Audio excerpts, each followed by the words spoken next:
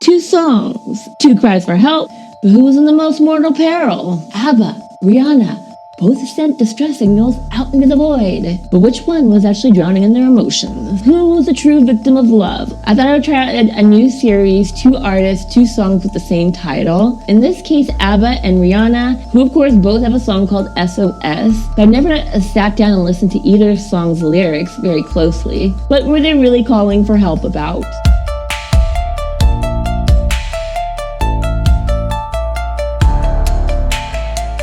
These songs were actually pivotal moments for both artists. For Abba, SOS proved that Waterloo wasn't a fluke. For Rihanna, SOS was her first #1 hit, I believe her first single too, look it up later, but it launched her into stardom. And I thought it would be kind of fun to listen to her first hit. I haven't heard it in a long time, but hi, my name is Io, the rescue dragon today, and do they really need me to swoop in and save them? Because I'm available. Like my friend Serendipity. Ooh, ooh. Ah! What's wrong with you? Let's just get started. Is that tack piano? Where are those happy days? They seem so hard to find. Whatever happened to our love? Her voice is so mellifluous. I wish I understood. It used to be so nice. I love that synth line. Love you gave me, nothing else can save me. S.O.S. How can I even try to go on? Though I try, how can I carry on? This production still holds up. You made me feel alive, but something died, I feel. Wish I understood. Ooh, I love that synth in the back. Ooh. So love you gave me, nothing else can save me. How can I Even try to go on when you're gone. Oh, I tried, how can I carry on?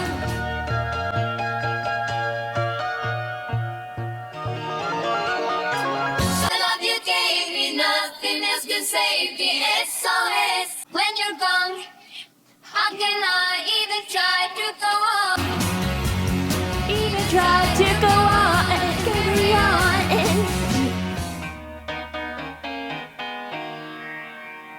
Nice. So was this a cry for lost love or a Swedish existential crisis? I will thank you for showing me the futility of human endeavor. That's what I want to know. In a way, the lyrics are incredibly melodramatic. It starts off all soft and melancholy, and then bam! Swedish emotional implosion. Swedish are coming! The Swedish are coming! A musical meltdown in a minor key. The verses are like, oh, things are bad. The choruses are like, oh God, this is truly the end. We haven't got anything more to give, and that would be the time to split, you know. You should have done that a long time ago then. I know. So the lyrics are, where are those happy days they seem so hard to find, which is basically me every time I lose my AirPods. I'm not even kidding either. The love you gave me, nothing else can save me. Excuse me, not even modern medicine, not even a Snickers. They're not just sad, they're doomed. I literally curled up on the floor of an IKEA, sobbing into a plate of meatballs. Seriously. I'm just being silly, but it is quite melodramatic. And I never remembered them being this crazy doom. I'm wondering if Rihanna's lyrics are going to be kind of similar. It must be, because SOS implies someone has to save you, right? This song is about the vocals, and the music has just so much urgency. It starts off soft and melancholy. As I was saying, Agnetta's vocal is so mellifluous. That's a word, right? That word sounds like what Agnetta's vocals sound like to me. It just has so many different kinds of production and arrangement choices that are just so cool. You know, I love that synth. It's very like Baroque.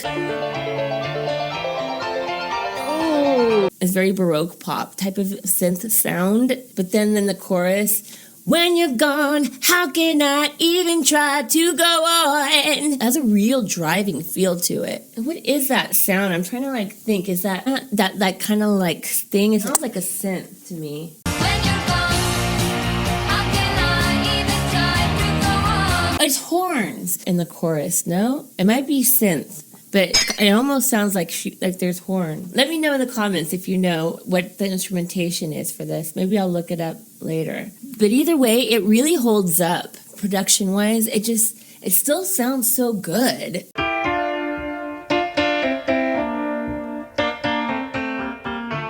ABBA, the most dangerous band of the 70s? I think it's fascinating who this song inspired over time, but even back then, ABBA had rock legends sweating. Famously, Pete Townsend once called S.O.S. the best pop song ever made. So it's 1975 and ABBA was kind of in trouble. After winning Eurovision with Waterloo, the music industry was ready to toss them in the one-hit wonder pile. Every new single charted lower than the last. Their careers were effectively hanging by a sequin. Life is bringing you down. Put on a shiny sequins gown. Are you saying sequin or Sequins dress. One more flop, and ABBA would have been doomed to the cruelest fate imaginable, becoming a trivia question. Instead, they're a topic of many trivia questions. It's a subtle but important distinction. Yeah.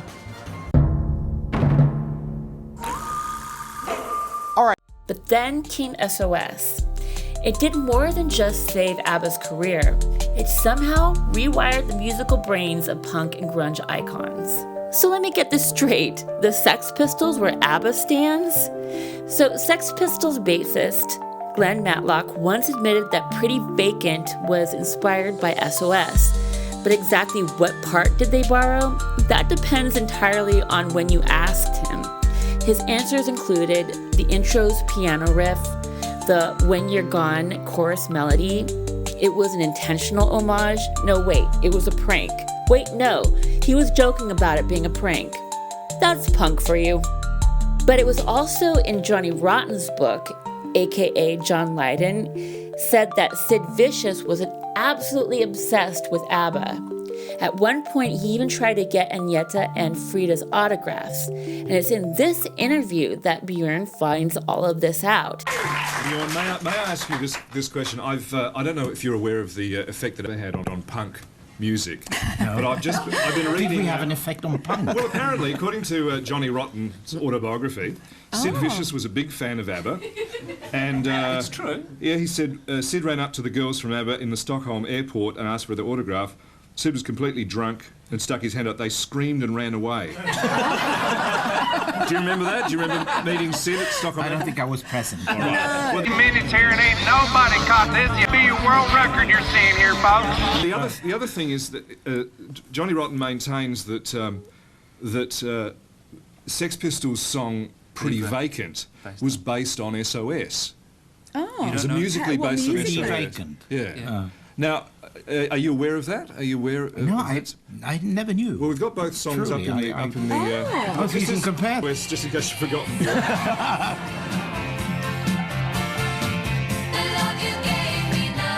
Yeah, that's S.O.S. I just enjoyed listening to it. This is Pretty Vacant by the Sex Pistols. Pretty vacant. Well, I reckon you got a pretty good you can case hear us. against You can hear us. Yes, I find it so funny the girls ran away from Johnny Rotten. Imagine the scene. Agneta and Frida in matching white jumpsuits, sprinting away in slow motion, while Johnny Rotten stands there, holding a Sharpie, mournfully whispering, "Dancing Queen." And the funniest part, he never stopped loving them. And in an alternate universe, Sid Vicious has fully embraced his destiny as a Swedish disco princess. Flash forward to the 90s, a new wave of angst-ridden, plaid-wearing musicians were about to change music forever. Enter Kurt Cobain. Kurt openly admired ABBA, and if you listen to Smells Like Teen Spirit, that soft verse, loud chorus structure, yeah, that's S.O.S. And think about it. The verse is melodic, melancholic, restrained, and the chorus is explosive, anthemic, and cathartic. It's ABBA's secret formula weaponized for grunge. So how did S.O.S. become the most punk thing ABBA ever did?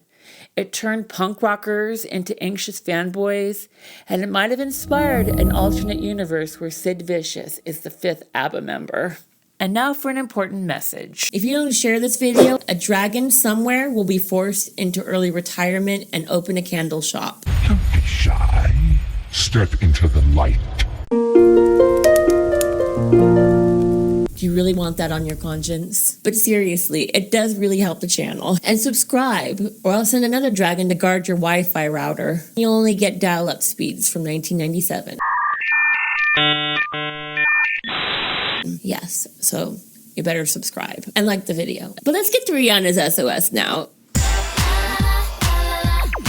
I don't remember starting this way. Pretty fast. I'm obsessive when just one thought of you comes up. You got me stressing, incessantly pressing the issue. Cause every moment gone, you know I miss you. I'm the question, and you're of course the answer. Just hold me close, boy, cause I'm your tiny dancer.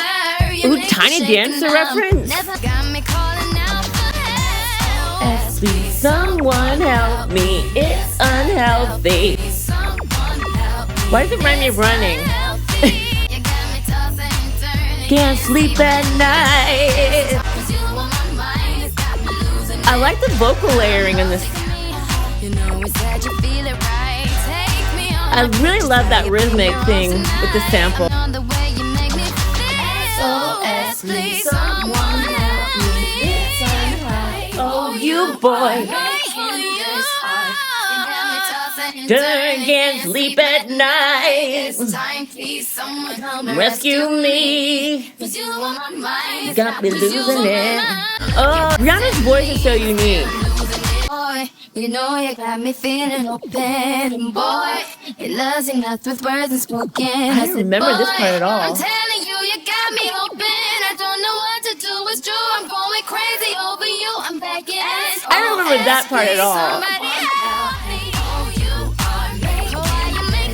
Bow, bow, bow. That bass is funny too. I mean, really, this is all about the vocal layering here. La la la la la la la. Oh, la la la la la la la la la. Interesting. So Rihanna's SOS, a cry for obsession or a call to a horny hotline? Call me now. And let me make you feel like a real man. Your choice. Of course, it's built around that toxic love sample. I kind of forgot about that. Nothing screams help like a song about toxic relationships. And the BPM is pretty fast. It's like a panic attack in song form. Like I was saying, it feels like you're running from something or running to something. We don't know. But you're definitely sprinting. Okay, things that stood out to me. The music is really frantic. This song is less about emotional heartbreak, more about an overwhelming, uncontrollable attraction.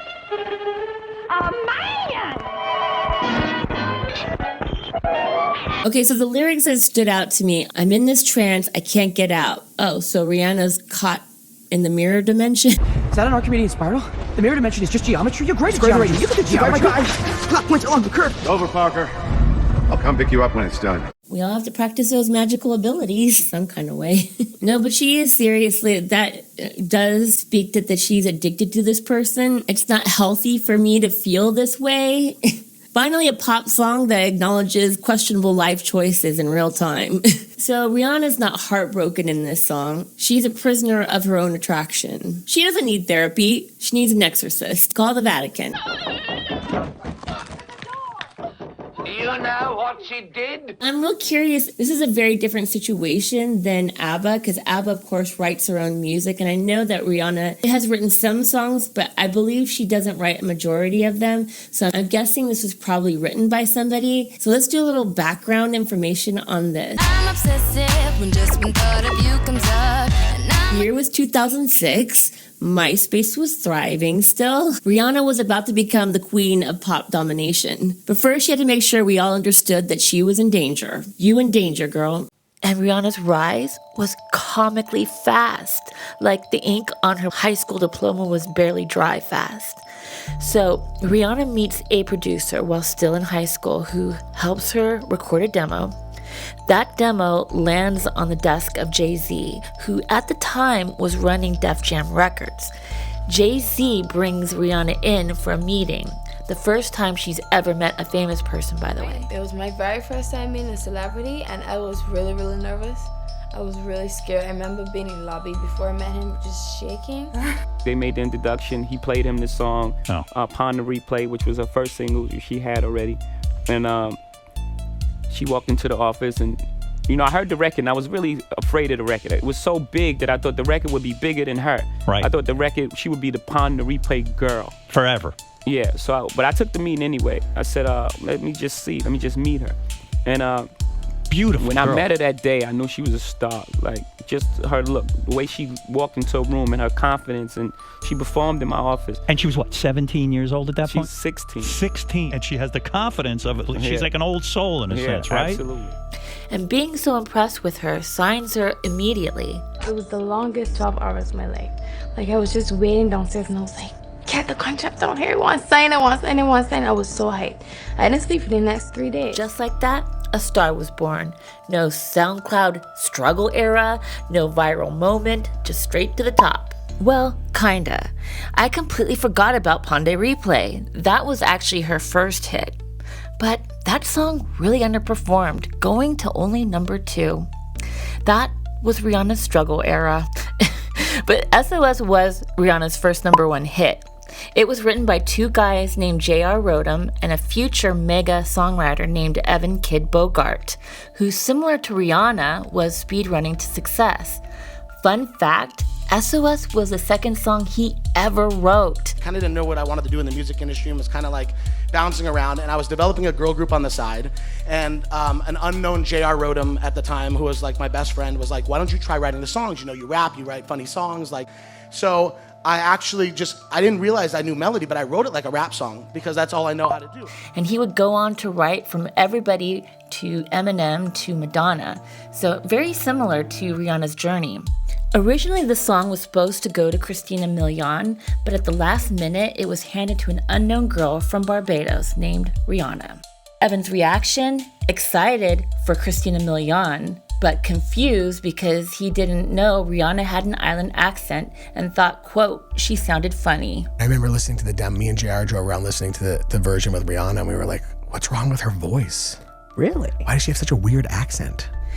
So producer J.R. Rodham had the idea to sample Tainted Love, a song that already had a swing rhythm, but he added a 4-on-the-floor club beat, creating something that was both nostalgic and fresh.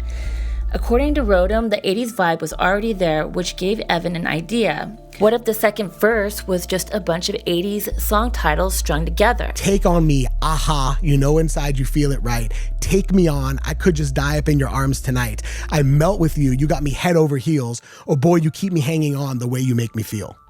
They're all number 1 songs from the 80s. No idea about No one that. does. No one does. Also, something fun in that song is I spelled your wrong in the pre-chorus. No one cares. All that matters is Y-O-U-R making this hard.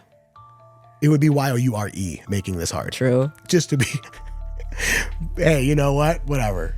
It's a really interesting interview. I'll leave it linked below if you want to watch it, because he goes on to admit it was written about a breakup he was going through. And coming from a guy, it would have sounded very toxic. But coming from Rihanna, it sounded kind of sexy. And just like that, S.O.S. became Rihanna's first number 1 hit, all thanks to a song about being dangerously obsessed, and a songwriter playing Mad Libs with the 80s. So now let's do a little comparison. Now, this was really interesting comparing these two because there were 2 different types of artists. Abba, was a band who wrote their own songs, and Rihanna was a pop star in the traditional sense of the word, where she had songwriters, kind of almost, 1950s, where they had the Brill Building for pop artists of the time. I actually think Abba's SOS holds up more. I think ultimately Rihanna actually has better songs, but I still really like it. I think that the Tainted Love sample keeps it from being too dated, whereas Abba's song is much older but doesn't sound as dated to me. Rihanna's SOS doesn't sound as dated as it did when I heard it, I'd say maybe 5 years ago. It's starting to feel a little more fresh now. I think that kind of happens every 20 years, songs start to sound better again. Is that nostalgia or what is that? I don't know. Did Abba's SOS ever sound dated at any point, like maybe in the 80s or something, or in the 90s? Let me know in the comments. SOS isn't just a song. It's a universal distress signal for people losing their minds over love. Because they actually both are about someone